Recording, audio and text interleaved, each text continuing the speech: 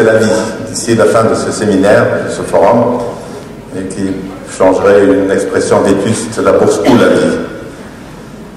Et c'est vrai que la problématique de la PME revient très très souvent. J'ai personnellement eu l'occasion de participer à je dirais, une bonne vingtaine de conférences depuis les 5 dernières années.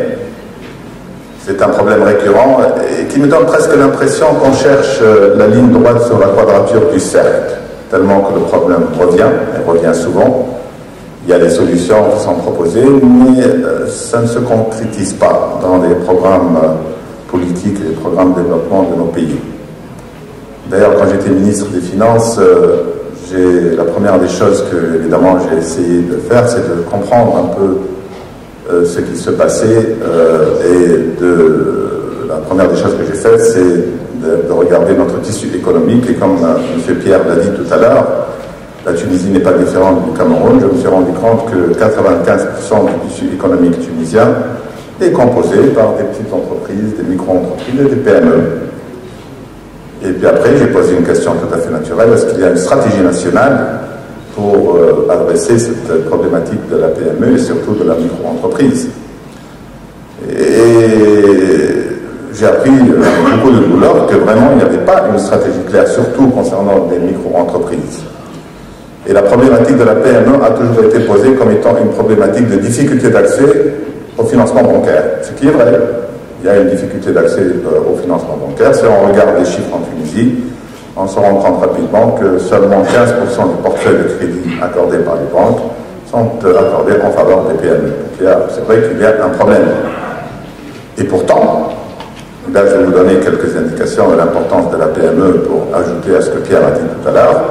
Il a dit que la PME réside au cœur même de l'économie et que n'importe quel programme économique doit prendre soin de la PME.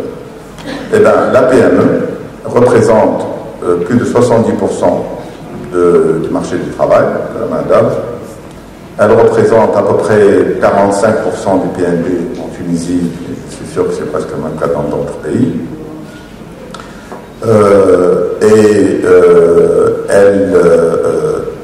Elle joue par conséquent un rôle très très important dans l'économie du pays.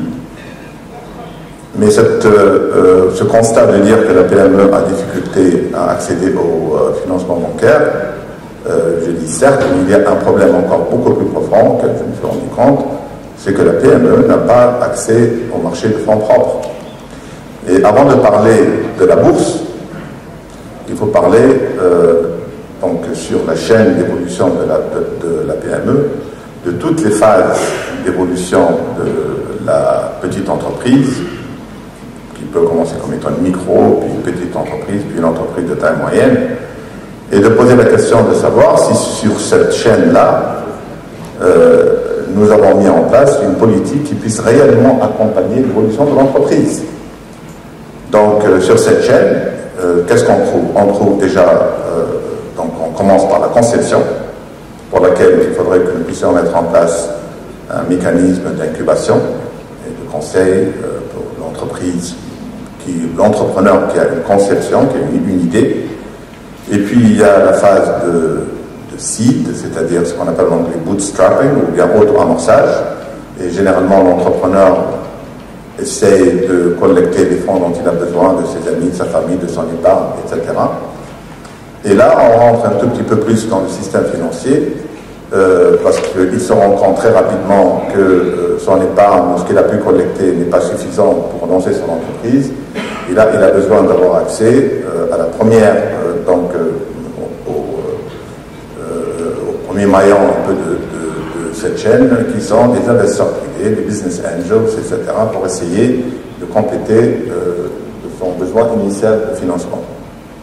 Et ce n'est que après ces 3 ou 4 phases d'évolution de l'entreprise qu'on commence à rentrer dans une phase où le système financier doit pouvoir répondre d'une manière intelligente, judicieuse à la problématique de la PME en termes de financement, qui est la phase de capital investissement, c'est-à-dire la phase de capital développement, d'amorçage, d'essaimage ou autre.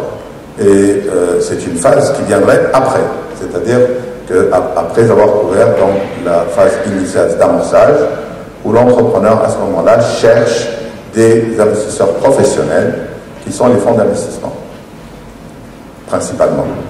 Le problème, c'est que dans nos pays, le marché, d'une manière générale, ne s'est pas développé. Le marché des fonds propres pour les PME ne s'est pas développé comme il fallait. Ce qui fait qu'il a fallu, moi j'ai pensé, que la première des choses qu'il fallait faire, c'est encourager le développement des fonds d'investissement qui puissent répondre à la première étape qui est couverte par le système financier, qui sont donc les fonds d'investissement. Et la question qui s'est posée, c'est comment est-ce qu'on peut créer ces fonds d'investissement et qu'est-ce qu'il faut mettre en place comme institution pour pouvoir encourager et soutenir la création de ces fonds. Et là, donc l'idée principale était que le gouvernement a un rôle très important à jouer, a lancé des institutions telles que la CDC dans le cadre de la Tunisie, qui depuis sa création a pu contribuer au lancement d'une dizaine de fonds, surtout des fonds régionaux, je me réjouis de cela, mais ce n'est que le début. C'est seulement quand on a un marché où des fonds d'investissement existent que nous allons pouvoir répondre à la première problématique de la PME avant d'arriver au financement bancaire, parce qu'une entreprise qui peut trouver accès à un marché qui lui permet de lever ses fonds propres peut à ce moment-là, une fois qu'elle aurait conforté le matelas de fonds propres, donc ses fonds propres, elle peut à ce moment-là, si elle a un business plan, se présenter à sa banque et elle aura beaucoup plus de chances d'avoir le financement. Donc c'est ce premier problème qu'il faut résoudre, le problème d'equity. La CDC a lancé, je le disais, une dizaine de fonds, des fonds de proximité. Elle lancerait certainement des fonds mezzanine qui répondraient à la problématique qu'on connaît tous, puisqu'une bonne partie des PME, partout dans nos pays, c'est des PME familiales qui hésitent à ouvrir leur capital. Donc les fonds mezzanine peuvent répondre dans une première étape à cette problématique. Et qui préparerait les entreprises à accepter culturellement d'ouvrir leur capital dans une phase ultérieure. Je profite de cette occasion aussi pour dire que la CDC lancerait le 5 février prochain le premier fonds, ce que j'appelle fonds de cross-border, c'est un fonds de relocalisation. C'est un fonds qui est le premier du genre.